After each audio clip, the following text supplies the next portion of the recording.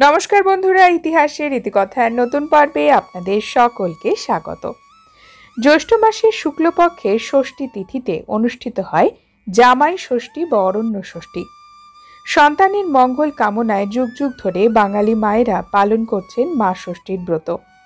আর এই বিশেষ দিনে কন্যা যাতে সন্তানবতী হয় তার জন্য দেবী ষষ্ঠীকে সন্তুষ্ট করার জন্যই জ্যৈষ্ঠ মাসের এই শুক্লা ষষ্ঠী তিথিতে মা ষষ্ঠীর বিশেষ পুজো করেন বিবাহিত হিন্দু মেয়েদের মায়েরা। মেয়ের দাম্পত্য জীবন যাতে সুখের হয় তাই জামাইকে শ্বশুর গৃহে আমন্ত্রণ জানানো হয়, আপ্যায়ন করা হয়।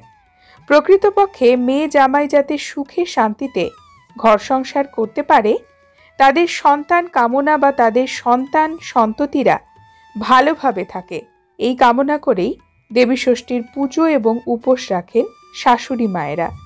তাই এই বিশেষ ষষ্ঠী ব্রতকে বলা হয় জামাই ষষ্ঠীর ব্রত।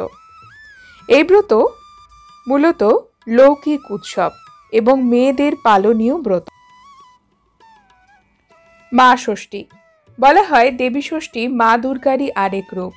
দেবী হলেন সন্তান দাত্রী, সন্তানের রক্ষা কর্ত্রী এবং পালনকারী দেবী। তার পুজো করে তাকে সন্তুষ্ট করলে নিঃসন্তান দম্পতিরা সন্তান লাভ করতে পারে, এমনটাই ভক্তদের বিশ্বাস। ষষ্ঠী পুজো মূলত বটগাছের তলায় বা বাড়ির উঠোনে, নদী অথবা পুকুরের ধারে হয়ে থাকে। তবে বটতলাই হলো ষষ্ঠীর নিবাস, তাই তাকে বট বিটব বিলাসী বলা হয়।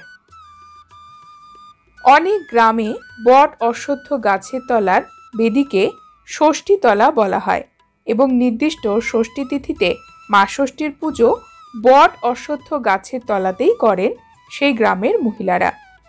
গৃহস্থ নারীরা স্নান করে শুদ্ধ বস্ত্র পরিধান করে দেবী ষষ্ঠীর পুজো করেন তেল, হলুদ, দই, ঘট, বটের ডাল ইত্যাদি উপকরণ দিয়ে এবং পুজোর শেষে ব্রত কথা শোনা হয়।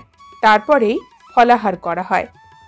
জামাই ষষ্ঠী বা অরণ্য ষষ্ঠী পুজোর দিনে শাশুড়ি মায়েরা ভোরবেলা স্নান সেরে শুদ্ধ বস্ত্র পরিধান করে ষষ্ঠী পুজোর আয়োজন করেন।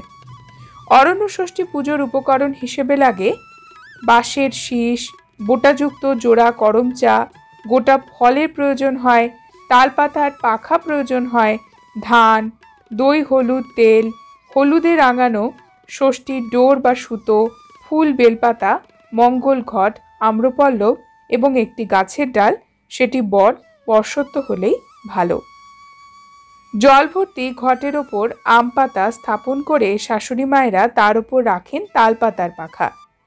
108টি দূর্বা একসঙ্গে বেঁধে রেখে করমচা সহ 5 থেকে 9 ধরনের ফল কেটে কাঁঠাল পাতার ওপর সাজানো হয়। হলুদে রাঙানো সুতো, ফুল, বেলপাতা দিয়ে গিট বেঁধে সাজানো হয়।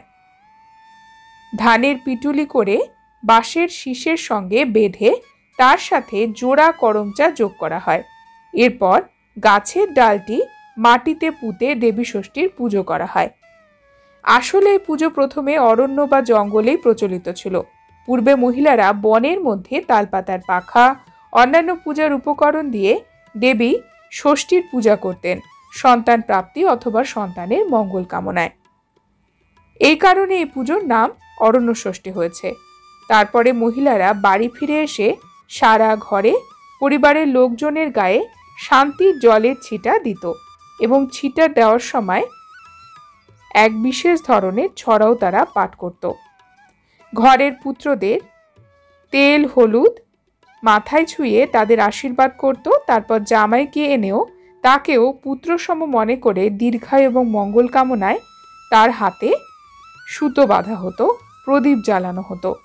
তেল হলুদের ফোঁটা দিয়ে ষষ্ঠীর সুতো বাঁধা অর্থাৎ 6 গাছি হলুদ সুতো জামাইয়ের হাতে বেঁধে দিতেন, এখনও দেন শাশুড়ি মায়েরা। অরণ্য ষষ্ঠী বা জামাই ষষ্ঠী ব্রতের প্রধান যে নিয়ম সেটি হলো বাটা সাজানো।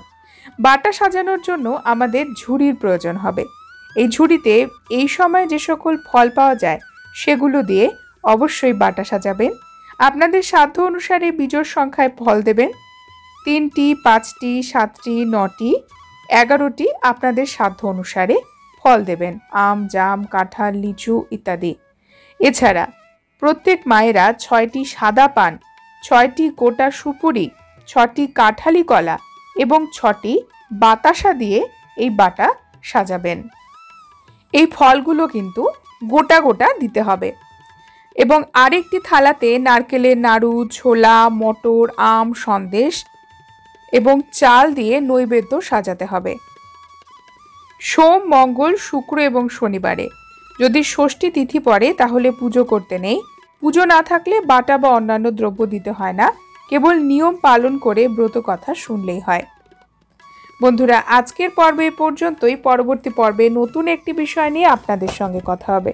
ততক্ষণ সকলে সুস্থ থাকুন, ভালো থাকুন, আর পুরো ভিডিওটি দেখার জন্য আপনাদের অসংখ্য অসংখ্য ধন্যবাদ।